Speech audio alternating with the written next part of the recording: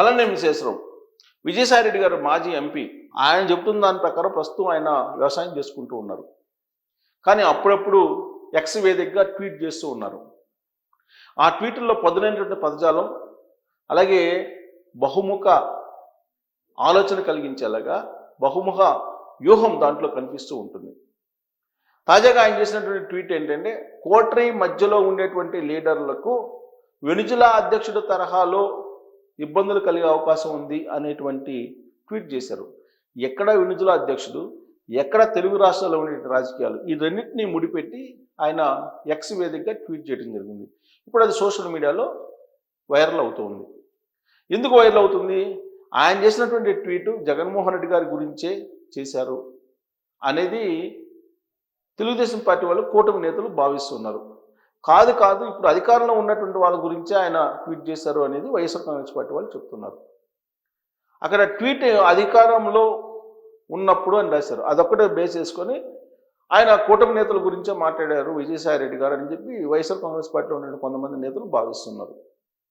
ఆయన రాజకీయంగా ఏ పార్టీకి చెందినప్పటికీ, వ్యవసాయం చేసుకుంటున్నప్పటికీ రాజకీయాల్లో ఆయన ప్రస్తావన, లేదంటే ఆయన ఏం చేస్తున్నాడు అనే దాని మీద అప్పుడప్పుడు చర్చ జరుగుతూనే ఉంది ఈ మధ్యకాలంలో. అయితే ఇప్పుడు సాయిరెడ్డి గారు మళ్ళీ రాజకీయాల్లోకి ఎంటర్ అయ్యే అవకాశం ఉందా అని అంటే, ఎంటర్ కావడానికి ఎక్కువగా కనిపిస్తూ ఉన్నాయి ఆయన ట్వీట్లను బట్టి కనుక మనం చూస్తూ ఉంటే. ఆయనకి అడ్డొచ్చిందల్లా ఒక కోటరీ మాత్రమే. ఆ కోటరీ జగన్మోహన్ రెడ్డి గారి కోటరీనా, లేదంటే ఇప్పుడున్నటువంటి కూటమిలో ఉండేటువంటి కోటరీనా అనేది ఇంకా స్పష్టత రావాల్సి ఉంది. కాకపోతే గతంలో ఆయన చెప్పిన దాని ప్రకారం మాత్రం జగన్మోహన్ రెడ్డి గారి చుట్టూ కోటరీ ఉంది. ఆ కోటరీ కారణంగానే 2024 ఎన్నికల్లో జగన్మోహన్ రెడ్డి గారు అధికారాన్ని కోల్పోయాడు. 11 సీట్లు రావడానికి ప్రధానమైన కారణం అదే అని చెప్పి ఆయన అభిప్రాయపడ్డారు. అదే చెప్పారు.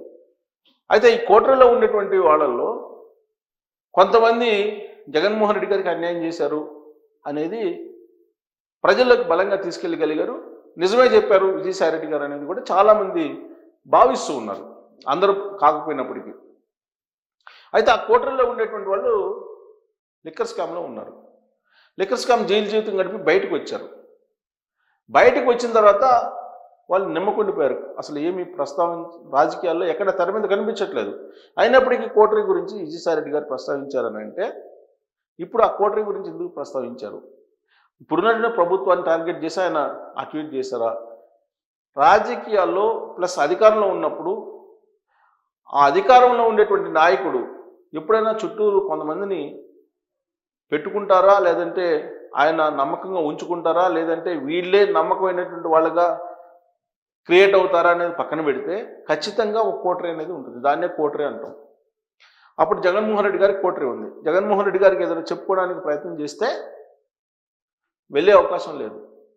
మూల విరాట్ జగన్మోహన్ రెడ్డి గారు అనేది ఒక పోల్చేవాళ్ళు. అప్పుడు ఆయన కలవాలంటే దాదాపు 4-5 అంచెల్ని దాటుకుని వెళ్ళాలి. ఈ 4-5 అంచెల్లో ఎక్కడో దగ్గర వెనక్కి తిరగాలి. జగన్మోహన్ రెడ్డి గారిని కలిసే అవకాశం లేదు, బాధలు చెప్పుకునేటువంటి అవకాశం అసలు ఉండేది కాదనేది ఆ పార్టీలో ఉండే కార్యకర్తలు అప్పట్లో చెప్పారు. అలాంటిది కనుక తొలగిస్తే జగన్మోహన్ రెడ్డి గారిని మళ్ళీ ప్రజలు ఆదరిస్తారనేది ఒక ఉచిత సలహా విజయసాయిరెడ్డి గారు అప్పట్లోనే ఇచ్చారు. కానీ ఆ కోటరీ మారలేదు. కొంత మారింది కానీ పూర్తి స్థాయిలో మారలేదు. ఆ కోటరీ ఉన్నంత వరకు ఆ పార్టీ బాగుపడదు అనేది ఆయన చెప్పారు. అంటే కోటరీ లేకపోతే విజయసాయిరెడ్డి గారు వైఎస్ఆర్ కాంగ్రెస్ పార్టీలోకి ఎంటర్ అయ్యేదానికి అవకాశం ఉందని చెప్పి అప్పుడే సంకేతాలు ఇచ్చేశారు. ఆ స్టేట్మెంట్ ఇచ్చినప్పుడే ఆ కోటరీని జగన్మోహన్ రెడ్డి గారు ఒక్కొక్కరిని పక్కన పెట్టేస్తున్నట్టు కనిపిస్తుంది. అంటే మళ్ళీ వైఎస్ఆర్ కాంగ్రెస్ పార్టీలో విజయసాయిరెడ్డి గారు యాక్టివ్ అయ్యే అవకాశం ఉంది. పిలిస్తే వెళ్తాను అనేటువంటి వ్యాఖ్యలు పరోక్షంగా ఆయన చేశారు. జగన్మోహన్ రెడ్డి గారు పిలిస్తే ఆలోచిస్తానని చెప్పి అన్నారు ఆయన. సో జగన్మోహన్ రెడ్డి గారు పిలిచేటువంటి రోజులు వస్తాయని అంటే, సాధారణంగా ప్రతికూలమైనటువంటి వాతావరణం ఉన్నప్పుడు ఎవరో ఒకరు తమకి కావాలి, అందులో కూడా సమర్థులైనటువంటి వాళ్ళు కావాలని చెప్పి అనుకుంటుంటారు.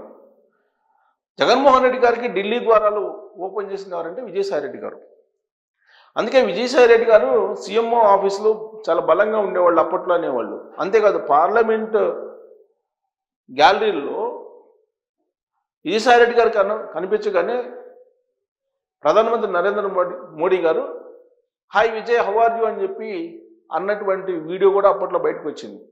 అంటే నరేంద్ర మోడీ గారి కన్సర్న్లో నరేంద్ర మోడీ గారికి బాగా తెలిసినటువంటి వ్యక్తుల్లో విజయసాయి రెడ్డి గారు కూడా ఉన్నారు.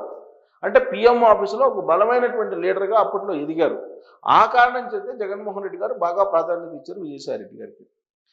ఆ సౌలభ్యం కారణంగా ఉత్తరాంధ్రలో ఆయన ఏం చేశారు, తర్వాత ఆయన ఏ విధంగా లిక్కర్ స్కామ్లో ఆరోపణలు ఎదుర్కొంటున్నారు, ఇవన్నీ కూడా తెలుసు, ఇవన్నీ వస్తున్నాయి న్యూస్. సో ఉత్తరాంధ్ర నుంచి తీసుకొచ్చి ఆయన్ని మళ్ళా వైఎస్ఆర్ కాంగ్రెస్ పార్టీ సెంట్రల్ ఆఫీస్లో ఉంటాం, ఆ తర్వాత ఆయనకి ఎంపీగా పోటీ చేయమని ఆదేశించడం, అక్కడికి వెళ్ళడం, ఇవన్నీ మనం చూసాం. నెల్లూరు ఎంపీగా పోటీ చేసి ఓడిపోయారు. అయితే ఇప్పుడు మారినటువంటి పరిస్థితుల దృష్ట్యా మళ్ళీ అప్పుడప్పుడు ట్వీట్లు చేస్తున్నటువంటి క్రమంలో తెలుగుదేశం పార్టీలోకి ఆయన వస్తారు, జగన్మోహన్ రెడ్డి గారికి వ్యతిరేకమయ్యారు కాబట్టి అని చెప్పి అనుకున్నారు. కానీ తెలుగుదేశం పార్టీలో ఉండేటువంటి నాయకులు కానీ తెలుగుదేశం పార్టీ క్యాడర్ కానీ ఆయన రాకను వ్యతిరేకిస్తూ ఉన్నారు బాహాటంగానే. అయితే బీజేపీలోకి వెళ్తారా, బీజేపీలోకి వెళ్ళే అవకాశం ఉందని చెప్పి కొన్ని రోజుల పాటు చర్చ జరిగింది ఆయన మీద. కూటమిలో ఉండేటువంటి భాగస్వామ్య పక్షాల్లో ఏ పార్టీలో చేరాలన్నా చంద్రబాబు గారు సర్టిఫికేట్ ఇవ్వాలి, ఎన్ఓసి సర్టిఫికేట్, అది లేకుండా చేరే అవకాశం లేదు అనేది బాగా ప్రచారం జరిగింది, మీడియాలో కూడా వచ్చింది. మరి చంద్రబాబు గారు ఎన్ఓసి ఇస్తారా విజయసాయి రెడ్డి గారికి అంటే ఛాన్స్ లేదు, ఒకవేళ ఇస్తే బదనం అయ్యే ఛాన్సెస్ ఉన్నాయి. కారణం విజయసాయి రెడ్డి గారి మీద అనేక ఆరోపణలు చేశారు. కిట్ ప్రోకో అనేది జగన్మోహన్ రెడ్డి గారికి చేయడానికి బీజం పడిందే విజయసాయి రెడ్డి గారు ప్రోద్బలంతో. విజయసాయి రెడ్డి గారు బేసిక్గా ఆడిటర్ కాబట్టి ఆయన ఇచ్చినటువంటి సలహాలు సూచనలతోటి ఈ వ్యాపార సామ్రాజ్యాన్ని జగన్మోహన్ రెడ్డి గారు సృష్టించారు, వ్యాపార సామ్రాజ్యాన్ని స్థాపించారు అనేది తెలుగుదేశం పార్టీ లీడర్లకు ఉన్నటువంటి నమ్మకం. అలాంటి అనుమానం, అలాంటి నమ్మకం, అభిప్రాయం ఉంది. అలాంటప్పుడు విజయసాయి రెడ్డి గారిని తీసుకొచ్చి పక్కన కూర్చోబెట్టుకుంటారా అంటే ప్రస్తుతానికైతే సాధ్యపడదు అనేది కూటమిలో ఉండే నేతలు చెప్తూ ఉన్నారు. మరి ఇలాంటి సందర్భంలో ఆయన రాజకీయాలకు పూర్తిగా శాశ్వతంగా దూరంగా ఉంటారంటే ఉండరు. రాజకీయాలని ఒకసారి అనుభవించినటువంటి వాళ్ళు, అధికారాన్ని అనుభవించినటువంటి వాళ్ళు, పదవులు అనుభవించినటువంటి వాళ్ళు ఖచ్చితంగా మళ్ళీ పదవి కావాలనుకుంటారు 100% అనేది రాజకీయ వర్గాల్లో, లేదంటే రాజకీయ మేధావుల్లో కానీ, రాజకీయంగా బాగా ఎదిగినటువంటి వాళ్ళు కానీ అభిప్రాయపడుతూ ఉంటారు. కాబట్టి విజయసాయి రెడ్డి గారు ఖచ్చితంగా రాజకీయాల్లోకి ఎంటర్ అవుతారు. అయితే ఏ పార్టీలోకి ఎంటర్ అవుతారు, ఎలా ఎంటర్ అవుతారు అనేది ఇప్పుడు పెద్ద ట్విస్ట్. తాజాగా విజయసాయి రెడ్డి గారు చేసినటువంటి ట్వీట్ని బేస్ చేసుకుంటే కనుక ఖచ్చితంగా ఆయన వైఎస్ఆర్ కాంగ్రెస్ పార్టీలో మళ్ళీ చేరడానికి సంకేతాలు ఇస్తున్నారు అనేది కొంతమంది అభిప్రాయపడుతుంటే, ఢిల్లీని ఆయన సంతృప్తిపరచడానికి, లేదంటే ఢిల్లీ నేతల యొక్క పవర్ని తెలియజేయడానికి ఆ ట్వీట్ చేసి ఉండొచ్చు అనేది మరికొందరు అభిప్రాయపడుతున్నారు. మరి ఆ ట్వీట్ చూసిన తర్వాత విజయసాయి రెడ్డి గారి ఆంతర్యం ఏంటి అనేది మీకు అనిపిస్తుంది. దీని మీద మీరు ట్వీట్ చేయొచ్చు.